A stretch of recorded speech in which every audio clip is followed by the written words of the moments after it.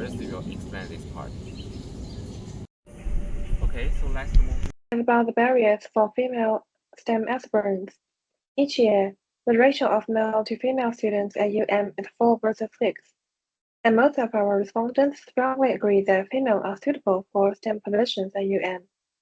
However, the result is there's only one female lecturer in pure maths at UM, and less than 37% of engineering lecturers are female.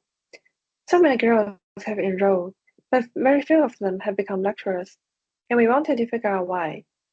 From our survey, more than half of female STEM students claim they have faced neglect due to gender. STEM students are more likely than others to feel gender-based neglect. And the second problem is stereotype. 53% of them agree they face assumptions about technical abilities based on gender.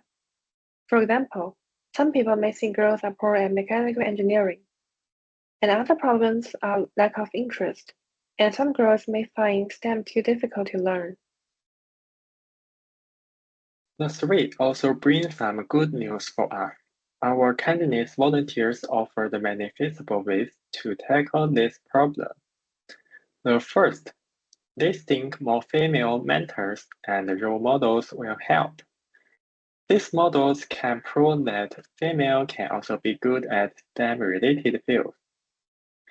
Although STEM is never easy, it's actually hard for all people, no matter which gender you are. Male can be experts in STEM, and so do females.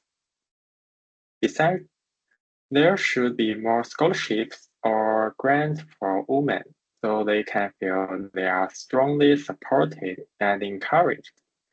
And it can also be an incentive for female students.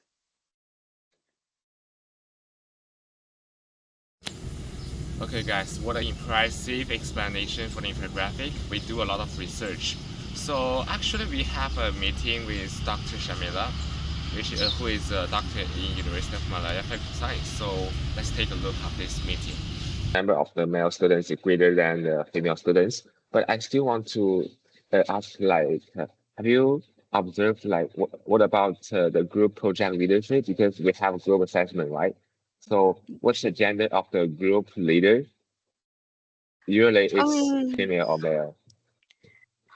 For me, I wouldn't say there's like more or less, but I would say depends on the individual.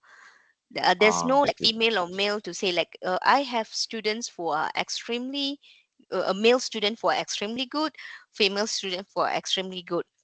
Leadership quality is not dependent on gender. Leadership quality is dependent on from how the students have been brought up, or what is the exposure level. Anyone can actually get the leadership quality, but it's not, we can't actually use gender as a benchmark to say. But after interview with Dr. Shah and other our interviewees, we came to the conclusion that 65% of female students in STEM report facing assumptions that they should pursue software majors. Why do you think with that? Because they think they should pursue them from entry-level studies. From the systematic representation of our review, with only 18% female professors, students struggle to visualize long-term careers in STEM, reinforcing a leaky pipeline effect, where women drop out at higher rates. Let's look at our work-life conflict analysis, where 42% of female students fear penalties for balancing family and career, which might be really struggling to combine both of them. And the concern 2.3 times more prevalent than among male peers, according to UM internal surveys. So, what can we say about this issue and what kind of solutions we can propose? So, for the proposed solutions we have policy reforms, implementing faculty hiring quotas like in UTM's 20% female STEM faculty target for 2025, and coupled with mentorship mandates for junior female researchers. And also we have community building, where we expand programs like the UM Feminism Clubs by monthly workshops, which have shown a 40% increase in female students' retention when paired with industry mentorships. Cultural shifts.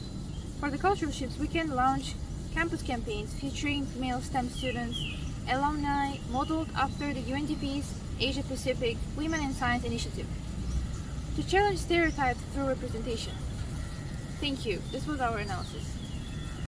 So after listening from the Shafrina's analysis and also the solutions, let me just make a conclusion of all of her work. The gender gap in STEM field is a solvable challenge, not an inevitable reality. By addressing cultural biases, enhancing policy support, and fostering inclusive communities, can transfer into a hub where all talents survive.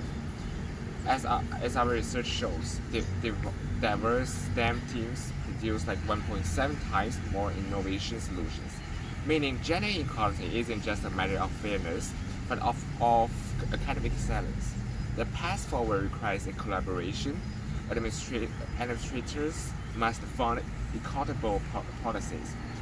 Faculty must serve as mentors, and students must advocate for change.